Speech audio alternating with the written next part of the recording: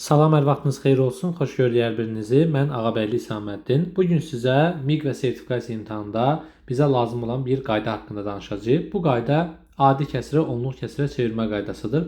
Buna xüsusi bir dərs ayırıb saatlarla baxmağa ehtiyac yoxdur. Sadəcə 10-15 dəqiqəlik bu izaha baxaraq siz də adi kəsirdən onluq kəsirə çevirməyi başa düşə bilərsiniz. Gəlin bir adi kəsir yazaq.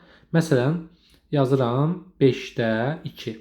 5-də 2 kəsirini mən onluq kəsirə çevirmək istəyirəmsə, yuxarıda gördüyüm ədədi, yəni surəti məxrəcə böləcəm. Bunu MİQ və sertifikasiya imtahanında kalkulyator olduğuna görə kalkulyatorla da bölüb birbaşa cavab ala bilərsiniz.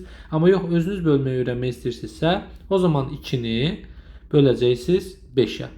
2-ni 5-ə bölə bilmədiyimə görə bura bir 0 yazıram. Yəni 2-nin içərisində 5 neçə dəfədir? 0 dəfə. 0 yazdım, vergül atdım və məcbur burada bir 0 yazmalıyam ki, çünki 2 5-ə bölünmürsə, deməli arxasına bir ədəd yazmaq lazımdır. O ədədi də özümdən yaza bilmədiyimə görə, bura bir 0 yazdığıma görə cavab hissəsinə, o zaman 2-nin arxasına da 0 yazmaq icazəm yaranır.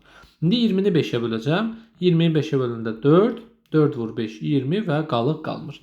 Deməli, 2-ni 5-ə böləndə, yəni 5-də 2 adi kəsirini onluq kəsirə çevirəndə 0 vergül neçə eləyir? 4 etmiş olur.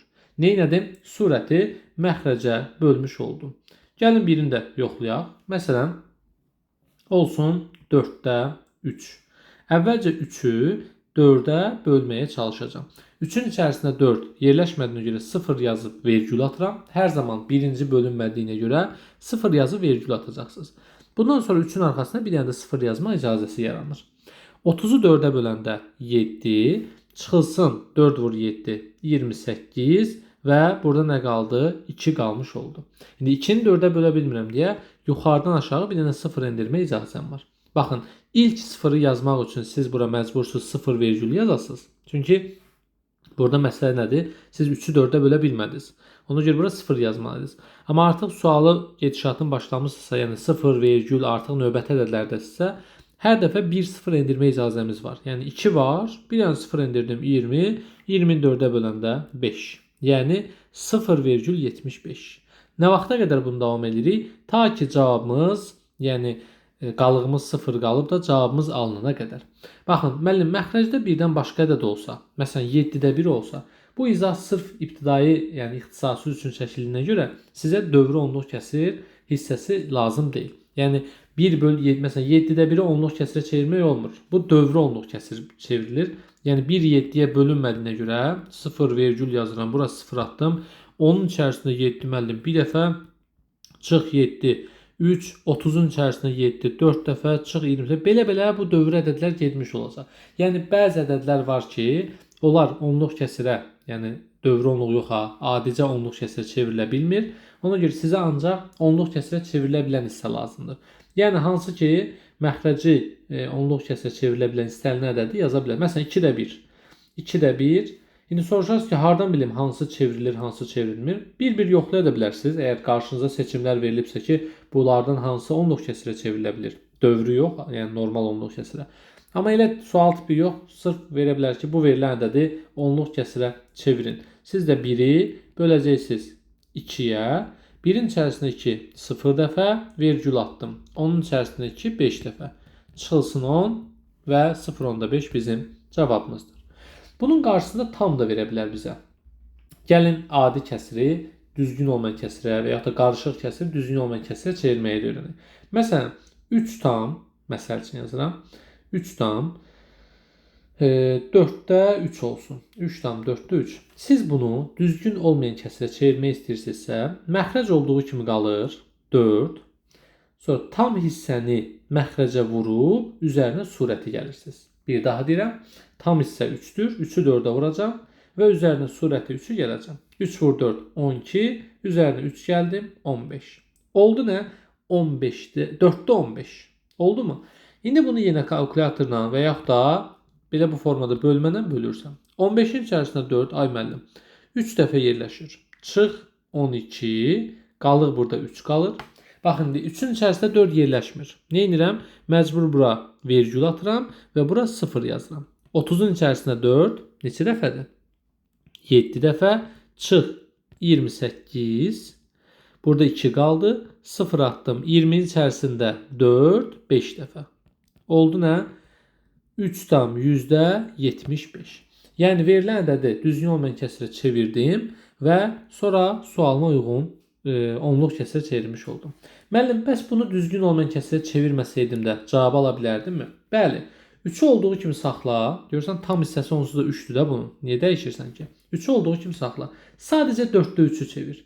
Yəni 3'ü böl 4'ə. Yəni baxın, surət 3'dür, məxrəc 4'dür. Elə bir bu 3 yoxdur, elə düşün. 3'ü 4'ə böl, 0, virgül, burası 0 attım. 30'un içerisinde 7 dəfə, çıx 28.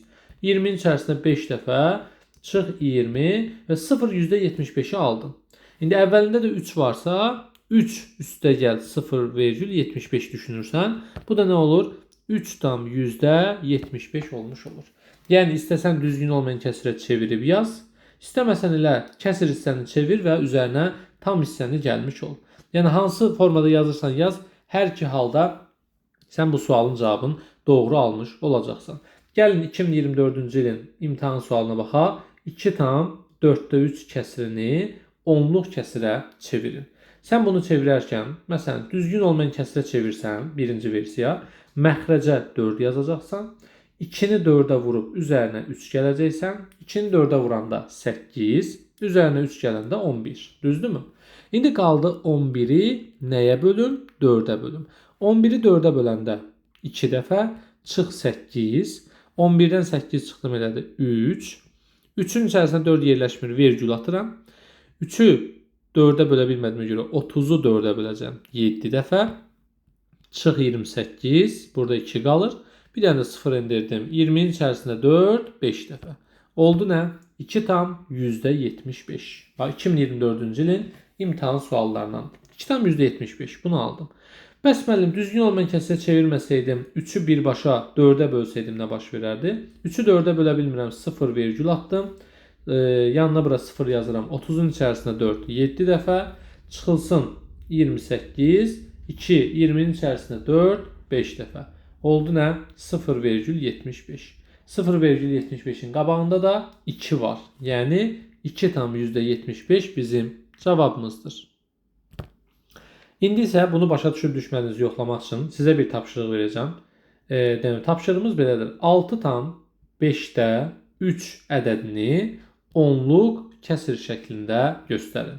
Bunu videonun altına rəy bölməsində mütləq qeyd edin. Videolarımızı bəyənin, paylaşın və kanalımıza abunə deyilsə abunə olub bildirişləri açmağı unutmayın.